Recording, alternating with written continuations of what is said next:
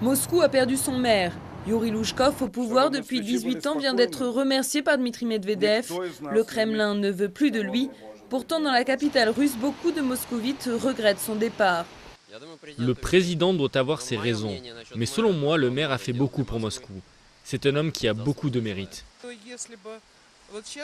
S'il y avait des élections aujourd'hui, sans doute je voterais pour lui à nouveau. Yuri Louchkov était le dernier poids lourd sur la scène politique russe. Et c'est cela qui gênait le Kremlin. Trop indépendant, il critiquait ouvertement la politique du président.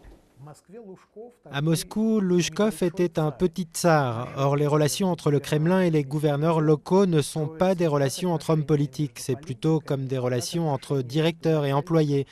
Et Louchkov ne fait pas un très bon employé. Petit tsar mais très controversé. Arrivé à la mairie à la chute de l'URSS, Yuri Louchkov a transformé Moscou.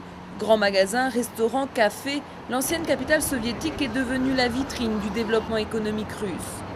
Mais l'ancien maire est aussi accusé d'avoir bâti un système extrêmement corrompu et le premier bénéficiaire en serait son épouse, Elena Baturina, la femme la plus riche du pays grâce à son empire immobilier.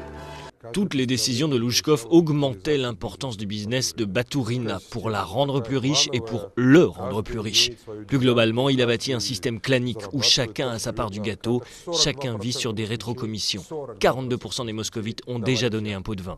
Moscou sans Louchkov reste au tandem Medvedev-Poutine à lui trouver un successeur, un maire fidèle et loyal qui ne leur fera pas d'ombre à 1 an et demi des élections législatives et présidentielles.